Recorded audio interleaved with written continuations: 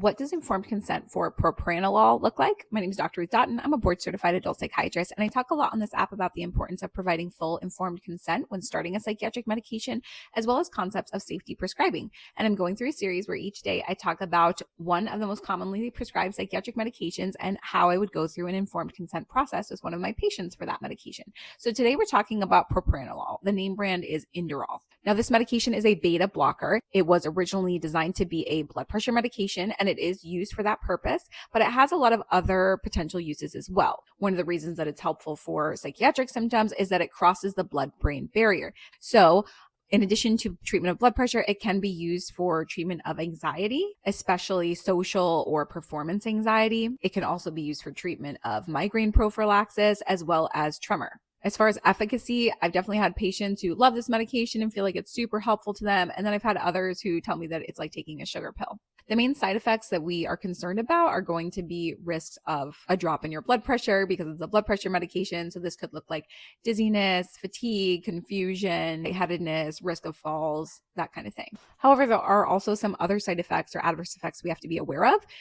Obviously, because it's a beta blocker and it's going to be affecting how your heart beats. For those who have an arrhythmia or other underlying cardiac issues, it's important to get clearance from their primary care or cardiologist before starting this type of medication. It's also important to make sure that this medication is safe in conjunction with other blood pressure or other cardiovascular medications that the patient may be taking. Additionally, beta blockers have the risk of causing bronchospasm. So this means that if a patient has a history of asthma or reactive airway disease, that generally this medication and other beta blockers are not a safe option because it can trigger an asthma exacerbation. Some people have stomach upset, some people have headache, but again, it is used to treat headaches, especially migraines. Psychiatric side effects can include things like depressed mood, insomnia, and vivid dreams. And rarely it can cause psychotic symptoms or liver injury. Patients also may not be able to tolerate exercise in the same way that they normally would due to the slowed heart rate. This medication is also a mitochondrial poison, which means that it is going to decrease the energy efficiency of your cells, which of course can lead to these types of mental health symptoms.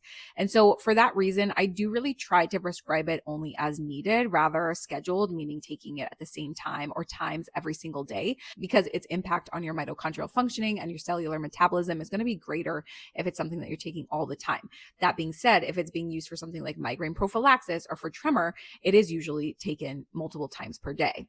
So I'm most likely to prescribe this as needed for performance anxiety or for social anxiety. One of the nice things about propranolol is that in contrast to a lot of the other as needed psychiatric medications for anxiety, it doesn't cause sedation. We don't generally recommend abrupt termination of propranolol because it can result in some rebound hypertension, but in general, it's not a medication that requires a long time to taper off of.